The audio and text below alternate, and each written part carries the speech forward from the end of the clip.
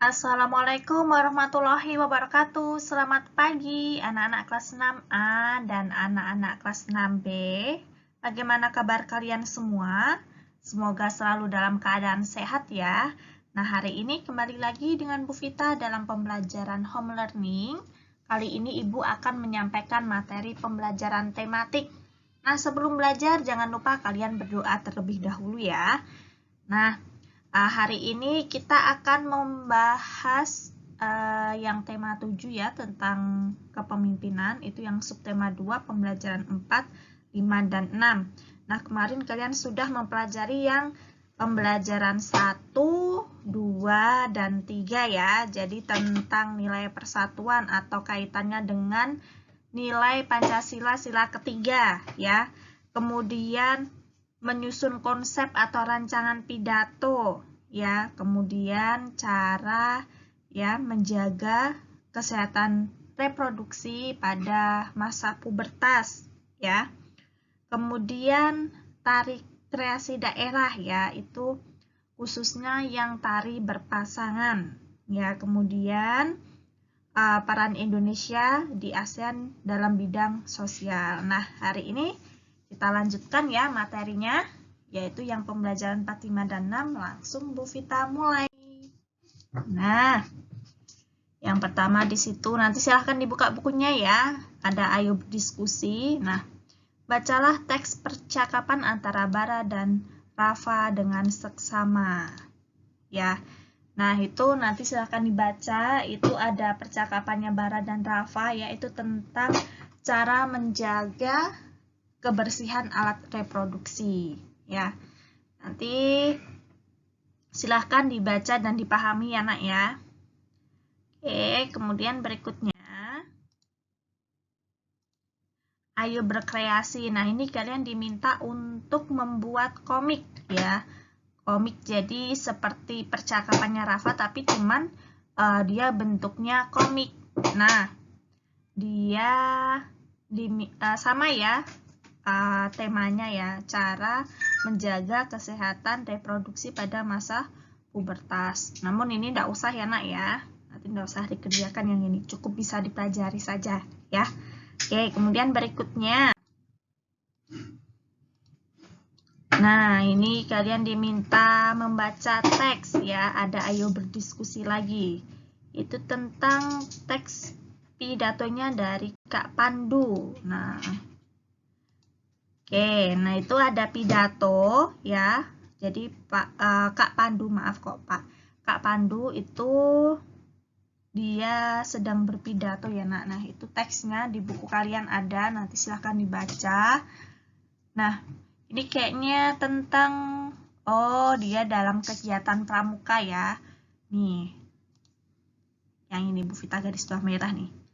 Nah, pidatonya seperti itu. Nah, nanti silahkan diisi ya, tujuan pidatonya, salam pembukanya apa, pendahuluannya apa, intinya apa, penutupnya, serta salam penutupnya. Jadi pidatonya nanti silahkan dibaca dan dipahami ya. Nanti insya Allah untuk ujian praktikumnya nanti kalian akan ada berpidato ya, nanti yang paling baik atau paling bagus nilainya, nah nanti akan biasanya ya kalau Bu Vita dari tahun ke tahun itu nanti Bu Vita minta berpidato waktu perpisahan sekolah ya, perpisahan kelas 6. Nah, jadi nanti meskipun kalian sudah mempelajari tapi Bu Vita belum minta praktek sekarang, nanti boleh dipelajari mulai dari sekarang ya. Nanti siapa tahu salah satu dari kalian kelas 6A maupun kelas 6B nanti maju ya untuk berpidato pada waktu perpisahan atau pelepasan kalian nanti ya. Oke ya, lanjut ya. Nah, ini ada ayo membaca. Nah, apakah kalian tahu apa itu SEA Games? Nah, kalian pasti tahu ya.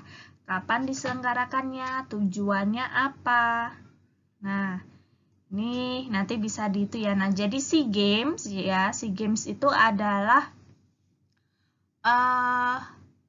acara yang diselenggarakan oleh ASEAN. Nah, itu dalam bidang olahraga dan dilaksanakan 2 tahun sekali. Nah, itu nanti gantian. Misalkan tahun ini di Indonesia, tahun besok di Singapura, tahun besoknya lagi misalkan di Thailand dan seterusnya. Jadi gantian.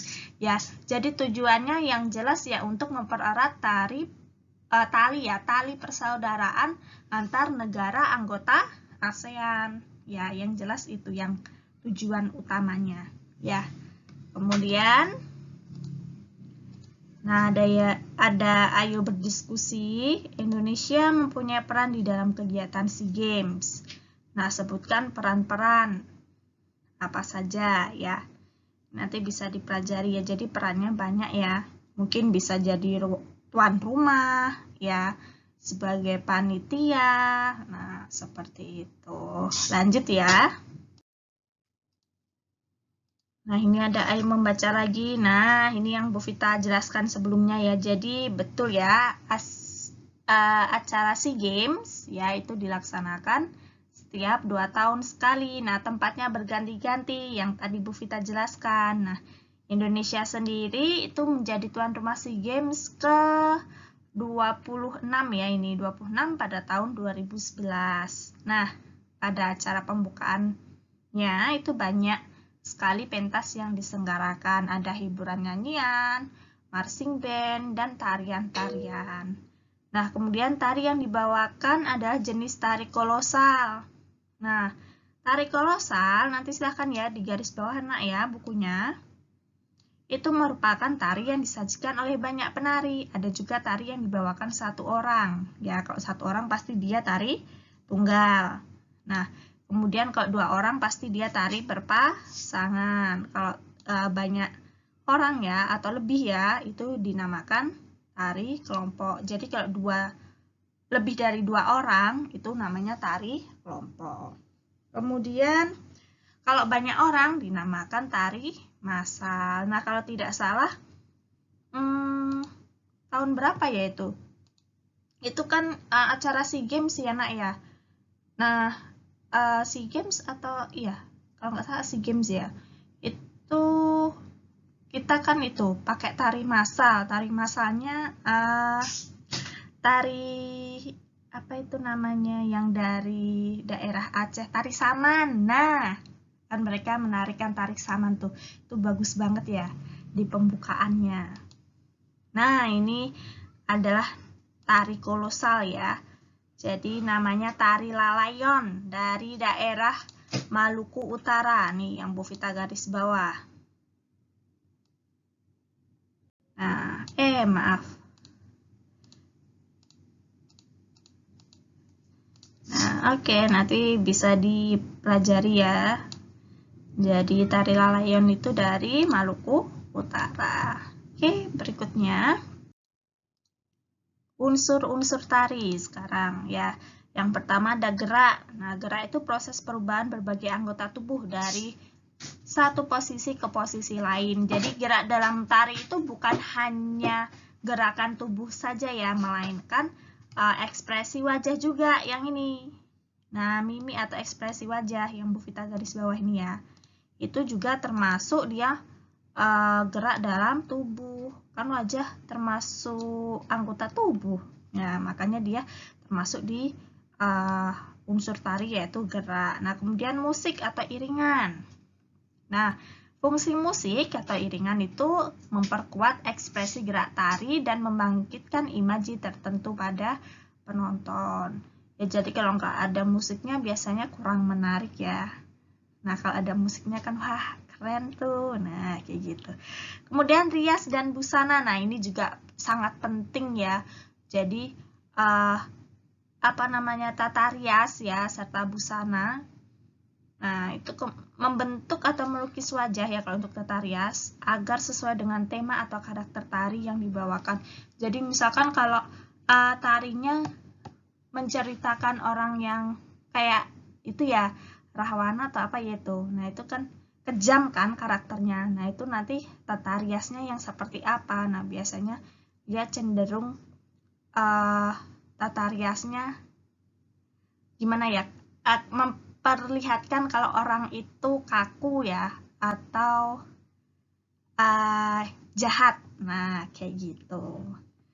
Kemudian kalau tata busana atau kostum itu segala perlengkapan yang dikenakan oleh seorang penari. Nah, fungsinya memperkuat imaji penonton tentang peranan tari yang dibawakan. Nah, kemudian kalau properti, nah properti itu ya kayak selendang. Kemudian kalau propertinya tari piring ya berarti piring. Kalau misalkan tari payung ya berarti propertinya payung. Nah, kayak gitu ya. Itu namanya properti, perlengkapan dalam tari. Ya, oke, berikutnya. Nah, tema. Tema adalah ide munculnya suatu garapan tari. Tema menentukan makna suatu tari. Sebab tari yang baik adalah tari yang mempunyai visi tertentu. Nah, jadi temanya itu intinya nanti berisikan itu ya, menentukan isi ya. Jadi isinya tari itu apa sih? Oh, isinya seperti ini. Berarti pasti itu nanti ada tujuannya. Tujuannya apa? Oh, mungkin kita harus nanti ada nasihatnya ya. Mungkin bisa jadi di belakangnya memunculkan nasihat dari dalam tari tersebut. Nah, kayak gitu. Jadi ada visinya, ada tujuannya ya. Kemudian dinamika. Dinamika dalam tari adalah segala sesuatu ya, segala hal yang mengakibatkan munculnya kekuatan emosional dari gerak. Nah, itu namanya dinamika ya. Jadi kaitannya tentang emosional dan dari gerak. Oh, jadi geraknya itu yang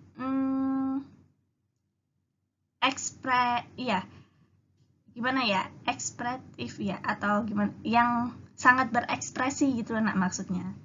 Nah, itu namanya dinamika ekspresif ya. Nah, kemudian desain dramatik yaitu merupakan tanjakan emosional, klimaks, dan penurunan dalam suatu komposisi tari. Jadi harus, nah kan kebanyakan drama. Nah, ini kaitannya ya udah, pokoknya kalian kalau paham ya, oh itu kebanyakan drama Bu, kebanyakan apa. Nah, ya seperti itu, desain dramatik itu seperti itu. Ya, jadi ada dramatisasinya dalam tari tersebut.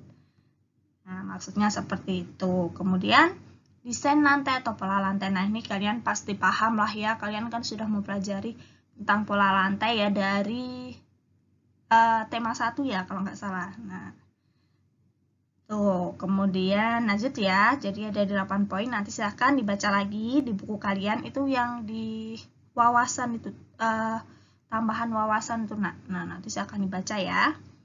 Kemudian, ayo mencoba. Nah, lihatlah bagaimana tari lalayan ditarikan. Kalian bisa melihatnya melalui saluran YouTube. Kemudian perhatikan unsur-unsur tari dalam tari tersebut. Nah, itu nanti yang ayo mencoba nggak usah ya, boleh dilihat saja ya. Itu di buku kalian ada scan barcode-nya kok. Kalau misalkan mau di scan barcode juga silahkan ya. Kemudian ayo berdiskusi. Nah, ini di sini mengapa kita harus mempelajari unsur-unsur tari? Nah, itu mengapa? Nah, kemudian cari dari berbagai sumber bacaan yang bisa menjadi acuan kalian. Lalu sampaikan jawabanmu di depan kelas. Nah, ini kalau nggak salah ini nggak usah dikerjakan deh. Nanti boleh dipelajari ya. Jadi, mengapa kalian harus mempelajari unsur-unsur tari? Ya, jadi kalau mungkin Bu Vita jelaskan sedikit ya. Kalau tidak ada unsur-unsur tari yang sudah Bu Vita sampaikan ke kalian yang 8 poin tadi, itu kalau salah satu atau mungkin ada beberapa poin yang tidak bisa tersampaikan ya dalam suatu penampilan tari, itu nanti akan mempengaruhi kualitas ya atau hasil tarian tersebut. Oh, ini kurang, tata riasnya kurang ya. Nah, jadi kan nilainya dari tari tersebut kan akan kurang gitu ya. Oke ya, lanjut ya. Nah, ini ada yang mencoba. Nah, selain gemar aktif dalam kegiatan pramuka, Kak Pandu senang menonton pertandingan olahraga. Kak Pandu paling suka melihat pertandingan, salah satunya adalah acara SEA Games. Nah, Kak Pandu ya senang berada dalam acara seperti itu. Nah, dia merasa semua orang Indonesia yang ada di sana adalah saudaranya. Ya, jadi dia tidak membeda-bedakan ya, kan kalau waktu acara SEA Games ya, itu kan biasanya yang mengikuti kalau perwakilan Indonesia ya, itu kan pasti juga dari berbagai suku ya nak ya. Jadi si Pandu ya, Kak Pandu ini dia tidak membeda-bedakan, jadi menganggap kalau mereka itu semuanya adalah saudara. Nah, kemudian selain sikap di atas, ada beberapa contoh penerapan nilai-nilai persatuan dan kesatuan. Nah, yang pertama, mampu menempatkan persatuan, kesatuan, dan keselamatan bangsa negara ya sebagai kepentingan bersama di atas kepentingan pribadi atau golongan. Nah, pasti ya, kalau ini berarti kaitannya dengan sila ketiga ya. Nah, kalau persatuan dan ini nilai persatuan dan ini Bu Vita tulis ya, sila ketiga. Ini sebenarnya kita hanya mengulang-ulang saja nak, cuman lebih dimatangkan saja ya di semester yang kedua, ini kan materi semester 2. Nah, kemudian sanggup dan rela berkorban. Nah, ini pasti kalau rela berkorban itu dia penerapan sila ketiga. Nah, rasa cinta tanah air. Kemudian bangga ya, rasa kebanggaan. Nah, kebanggaan bertanah air kan itu kaitannya juga dengan cinta tanah air. Terus kemudian memelihara ketertiban dunia, itu adalah penerapan sila yang ketiga ya. Kemudian ayo berdiskusi. Sikap sehari-hari yang yang mencerminkan setiap nomor pada sikap di atas. Ini tidak perlu ya. Lanjut saja ya. Nah, ayo berlatih. Pembukaan dan penutupan acara lomba gugus depan unggul.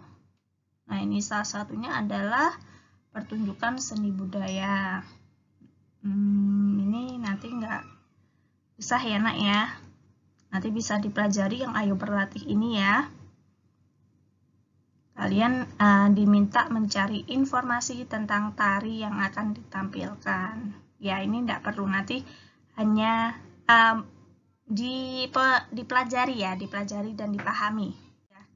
Kemudian ayo menulis. Nah, ini nanti silakan dikerjakan ya. Jadi nanti kalian silahkan cari tari satu saja, terserah kalian tentukan. Ya, jadi apa nama tarinya, kemudian dari mana tarinya, ya. Kemudian propertinya apa, pola lantainya bagaimana, temanya bagaimana. Ya. Oke, kemudian yang ayo lakukan ini lomba pidato ya. Kalian diminta praktek berpidato, temanya itu menjaga persatuan dan kesatuan. Nanti tidak perlu ya, bisa dipelajari. Buat persiapan nanti praktikum, ujian praktikum ya. Kemudian berikutnya tugasnya hari ini. Nah, silahkan kerjakan ayo berdiskusi halaman 86-87. Kemudian yang kedua, ayo berdiskusi juga halaman 88-89. Yang ketiga, ayo berdiskusi halaman 95. Yang keempat, ayo menulis halaman 98. Silahkan cari salah satu tari ya. Terserah. Boleh cari di buku maupun di internet ya. Salah satu jenis tari. Nah, ini Bu Vita tulis ya. Nah, jadi Bu, saya mau tari ondel-ondel, Bu, saya mau tari ini, Bu, silahkan boleh ya, terserah kalian, ditentukan, kalian tentukan sendiri ya. Kemudian soal latihan akhir subtema 2 halaman 102 sampai 105, nanti yang Romawi A dan Romawi B saja ya. Nanti kalau ada kendala maupun masih ada yang bingung, seperti biasa kalau kelas 6A tanya ke Ibu, ke Bu Vita, kalau kelas 6B nanti Ibu Mega ya. Oke, Bu Vita ucapkan terima kasih banyak sudah menyimak video pembelajaran Ibu hari ini. Ya, semoga ilmunya bermanfaat, kalian tetap semangat belajarnya dan selalu jaga kesehatan ya. Kita akhiri pembelajaran hari ini dengan bacaan hamdalah. Alhamdulillahirrabbilalamin. Wabillahi taufiq wal hidayah. Wassalamualaikum warahmatullahi wabarakatuh.